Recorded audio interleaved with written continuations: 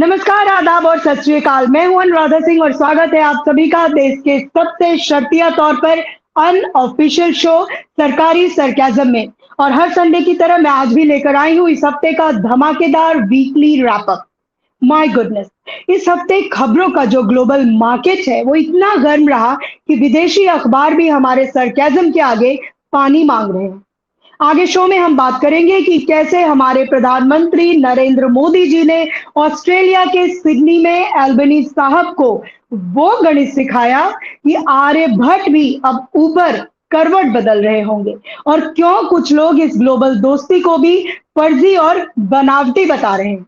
साथ ही आपको ले चलूंगी मैं अयोध्या, जहां राम मंदिर के चढ़ावे पर कुछ भक्तों ने, अब ये वीडियो सामने आ रहे हैं कि अपनी जुराबों में नोट भरकर ऐसा हाथ साफ किया कि पुलिस भी दंग है। और साथ ही मध्य प्रदेश भारतीय जनता पार्टी के टाइगर नरोत्तम मिश्रा जी और उनके टिकट की खींचतान का वो अंदरूनी घमासान जिसने पार्टी के भीतर ही तगड़ा सस्पेंस पैदा कर दिया है। तो चलिए, बिना किसी बनावटी देरी के शुरू करती हूँ खबरों का ये तीखा मगर चटपटा प्लेटर। शुरुआत सीधे प्रधानमंत्री जी के ऑस्ट्रेलियाई दौरे से करती हूं, जहां भारत और ऑस्ट्रेलिया की गहरी दोस्ती का एक वीडियो सोशल मीडिया पर अभी वायरल हो रहा है। हुआ ये कि बातचीत के दौरान ऑस्ट्रेलिया के प्रधानमंत्री एंथनी एल्बनी साहब ने बड़े ही लाड़ में आकर कहा कि जब भारत और ऑस्ट्रेलिया साथ आते हैं तो साझेदारी में एक और एक दो से भी अधिक होता है। अब एल्बनी साहब ठहरे सीधे साधे गोरे, उन्हें क्या पता कि वो किसके सामने गणित लगा रहे हैं।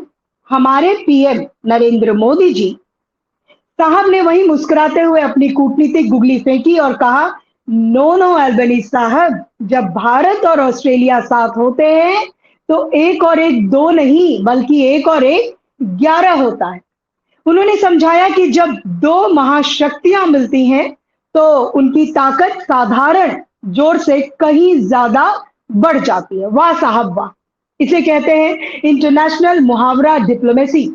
वैसे साहब का ये एक और एक 11 वाला जो गणित है वो भारत की डोमेस्टिक पॉलिटिक्स में भी बहुत काम आता है। यहाँ तो एक और एक 543 होते हैं, माफ कीजिएगा, अरे एक मोदी जी प्लस एक Amit Shah G equals to 362। 362 क्यों? क्योंकि इतने ही तो चाहिए लोकसभा में भाजपा को अजय अविनाशी बनने के लिए। इसी की जुगत में तो वो है दो शक्तिशाली, एक और एक 362। जब चुनावों में बीजेपी को बहुमत नहीं मिलता तो एक बीजेपी प्लस एक दूसरी पार्टी का बिकाऊ विधायक, आप ऐसे भी देख सकते हैं कि मिलकर सरकार की 11 की शक्ति बना लेते हैं। एल्बनी साहब तो सिडनी में ही सिर पकड़ कर बैठ गए होंगे कि हम एक और एक को दो सोच रहे थे या दो से थोड़ा बड़ा सोच रहे थे, ये तो सीधे 11 पर पहुंच गए। अच्छा हुआ मोदी जी ने सिर्फ एक और एक 11 वाली बात ही बोली। अगर वो कह देते कि एक और एक मिलकर एक और एक 11 की कर देते हैं यानी कि 362, तो ऑस्ट्रेलिया वाले अगले ही दिन अपना बोरिया बिस्तर समेट कर भारत से वीजा मांगने आ जाते। लेकिन भाई साहब, सोशल मीडिया पर कुछ जलने वाले आलोचक और पत्रकार, जैसे कि वो ऑस्ट्रेलियन पत्रकार ब्लैक जॉनसन, वो कह रहे हैं कि ये सब कुछ स्क्रिप्टेड, 100% फर्जी और केवल कैमरे के लिए होता है। वो कहते हैं कि लोग हंसते हैं तो फर्जी, रोते हैं तो बनावटी, और विदेशी दौरों पर पूजा पाठ योग ध्यान सब कुछ सिर्फ कैमरे के एंगल के लिए होता है। अरे आलोचक महोदय, अब क्या कैमरे के सामने बंदा मुस्कुराए भी ना? वैसे बात तो सही है, आजकल ग्लोबल लीडर्स की रील बनाने वाले जो कैमरामैन है उनको पहले ही समझा दिया जाता है कि देखो भाई अल्बनी साहब, जब 2 बोलेंगे तो तुम्हें जूम इन करना है, और जैसे ही हमारे साहब 11 बोलकर मुस्कुराएं तो तुम्हें ड्रोन शॉट लेकर पूरे ऑस्ट्रेलिया में वीडियो वायरल कर देना है। अगर शॉट में लाइट और शेड सही ना हो तो एक और एक 11 भी कैमरे पर फर्जी दिखने। खैर, अब बढ़ते हैं हमारी दूसरी बड़ी खबर की तरफ जो सीधे अयोध्या से आ रही है। अखबार की हेडलाइन है, राम मंदिर से हर दिन 3 लाख तक जो चढ़ावा है वो चुराया गया। आपको मालूम ही है कि राम मंदिर चढ़ावा और चंदा चोरी मामले की गहन जांच के लिए मुस्तैदी से एसआईटी यानी कि स्पेशल इन्वेस्टिगेटिव जो टीम है उसका गठन कर दिया गया है। मुस्तैदी इसलिए कि जो एसआईटी के चीफ है वो खुद भी तो आरोपी हैं कई मामलों में। और नहीं, मैं नहीं कह रही हूँ कुछ भी, कुछ इन्वेस्टिगेटिव जर्नलिस्ट हैं जो कह रहे हैं। बहरहाल भाई साहब, हमारे देश में एसआईटी का मतलब होता है शांति से बैठो, इन्वेस्टिगेशन चलेगी। एसआईटी, आप क्या सोच रहे थे? Special investigative team? नो, शांति से बैठो, इन्वेस्टिगेशन चालू है, रियल एसआईटी। तो एसआईटी जांच करती रहेगी। माफ कीजिएगा, मैंने चालू है बोला, नहीं नहीं, चलेगी। लेकिन चोरों का हौसला इतना सनातनी निकला कि वो सरकारी जांच कि नाक के नीचे से माल उड़ाते रहे। और इस बार तो हद ही हो गई। पुलिस कस्टडी रिमांड के दौरान जिन 3 आरोपियों को, करुणेश पांडे, लवकुश तिवारी और अनुकल्प मिश्रा जो आरोपित नाम है, जैसा कि अखबार ने लिखा है, उन्होंने जो राज उगला है, उनके गैंग के सरगना की शुरुआत अविनाश शुक्ला जी से हुई थी। ये लोग रोजाना 3-3 लाख रुपए उड़ाते थे और रकम को सीवर के गड्ढे में छुपाकर घर जाते वक्त अपनी जुराबों, मोजों में गड्डियां छिपा कर ले जाते थे। वाह रे डबल इंजन सरकार की सुरक्षा।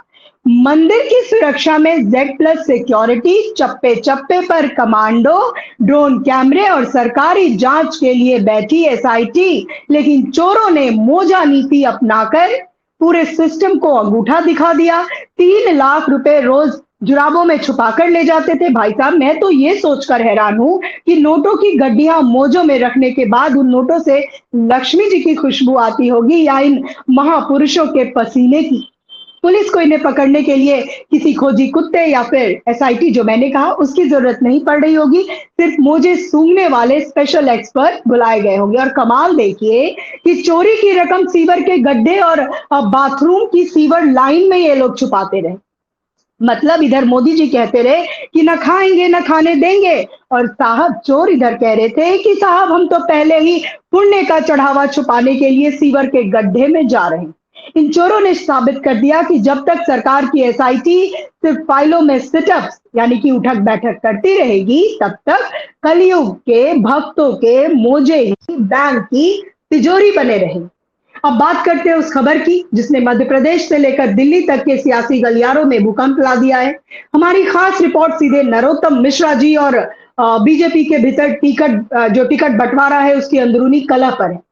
टिकटों की दावेदारी को लेकर पार्टी के सीनियर नेताओं और नए नवेले गुटों के बीच ऐसी तलवारें खिंची कि अनुशासन शब्द खुद को कोड़े मार रहा है। भाई साहब, मध्य प्रदेश बीजेपी में इस समय टिकट की मारामारी देखकर मुझे तो बड़ा तरस आ रहा है। दरअसल बीजेपी सरकार की एक बड़ी पुरानी आदत है दूसरी पार्टियों के विधायकों को खरीद फरोख्त करके रातों रात चार्टर्ड प्लेन से रिजॉर्ट में लाना और फिर अपनी स्पेशल वॉशिंग मशीन में धोकर उन्हें पवित्र और संस्कारी बना देना। अब दिक्कत यहां ये हो गई कि बाहर से इतने सारे धुले हुए नेता इन्होंने इंपोर्ट कर लिए हैं कि पार्टी के अपने पुराने और वफादार नेताओं को बैठने के लिए स्टूल तक नहीं मिल रहा। नरोत्तम मिश्रा जी खुद को मध्य प्रदेश का टाइगर कहते थे, लेकिन अब बाहर से आए इंपोर्टेड शिकारियों ने टाइगर को ही पिंजरे में डाल दिया है। मध्य प्रदेश बीजेपी का हाल इस समय दिवाली की सेल जैसा है, जहां ऑफर देखकर बाहर वाले तो मजे ले रहे हैं, लेकिन जो सालों से दुकान पर वफादारी से बैठे थे वो कह रहे हैं साहब सरकार हमारी, संगठन हमारा, लेकिन टिकट उस विपक्षी का जिसे हमने कल सुबह ही गाली दी थी। टिकट जिसे मिलता है वो राजा और जिसे नहीं मिलता है वो सीधा बागी बनकर अंदर ही अंदर पार्टी की जड़ें काटने लगता है। इसे कहते हैं सत्ता का ओवरडोज और संगठन में परफेक्ट आंतरिक घमासान।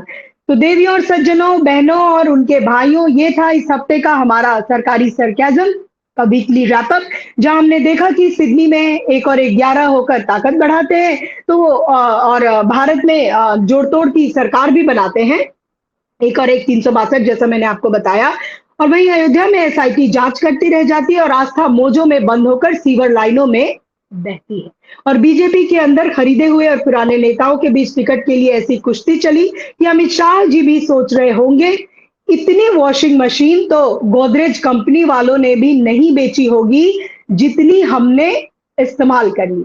ऐसे अद्भुत, महान और 100% सरकारी देश के नागरिकों अपने आसपास नजर बनाए रखिए। क्या पता आपके पड़ोस वाले बीजेपी नेताजी को भी इस बार टिकट ना मिले और वो कल सुबह ही विपक्ष का झंडा लेकर आपके दरवाजे पर खड़े मिले। अगले हफ्ते फिर मिलेंगे कुछ नई खबरों, नए पंचेस और इसी तरह के सरकारी सरकाजम के साथ। तब तक के लिए हंसते रहिए, मुस्कुराते रहिए। एक एकम 11 नहीं, एक एकम 362 का पहाड़ा पढ़ते रहिए। नमस्कार।